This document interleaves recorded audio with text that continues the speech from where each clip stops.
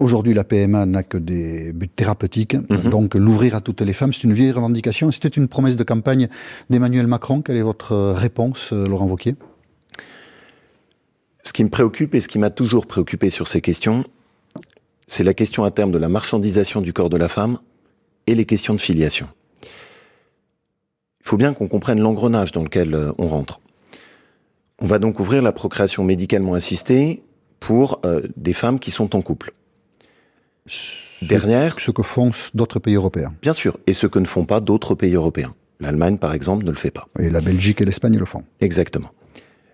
Derrière, les couples d'hommes qui sont ensemble feront évidemment une revendication d'égalité, consistant à dire, mais cette possibilité, avec cette formule que je n'aime pas, du droit à l'enfant pour des couples de femmes, doit évidemment être ouvert pour des couples d'hommes.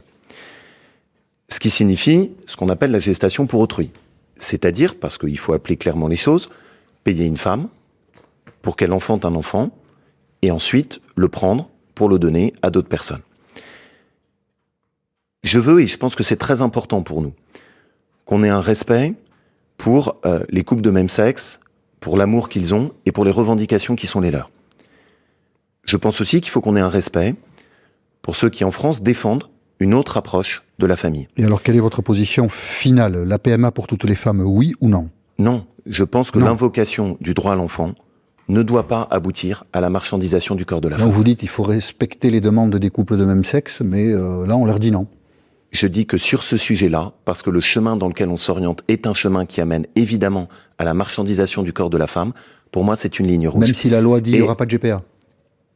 Même si la loi le dit. Je voudrais juste, monsieur Apathy, souligner une chose. Je ne suis pas seul sur cette position. Édouard Philippe, le Premier ministre. Oui, des ministres aussi. Gérard Collomb. Bien sûr, lui-même a très clairement dit dans une tribune du 10 février 2013, nous nous opposerons résolument à la PMA pour les couples homosexuels féminins et à la GPA. De vous à moi, il a dû changer d'avis. On lui posera la question quand on le verra, mais ça, c'est pas un argument. Je pense pas. Je n'espère pas. On parle d'une tribune du 10 février 2013. Oui, je pense qu'il a changé d'avis, oui, mais enfin. Pourquoi?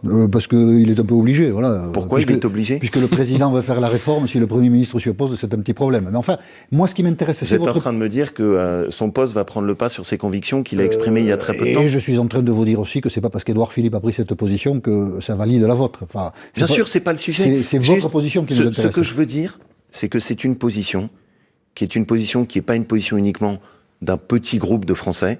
C'est une position qui est une position large, qu'on peut comprendre, sur laquelle il faut qu'on trouve cet équilibre entre, d'une part, le respect des couples de même sexe, et d'autre part, un chemin qui est un chemin très lourd, qui ouvre la voie à quelque chose qu'on a essayé de supprimer depuis très longtemps, qui est payer le corps d'une femme. En tout cas, votre position est claire, non à la PMA, c'est ce que vous dites, Laurent Wauquiez, au micro de France Info.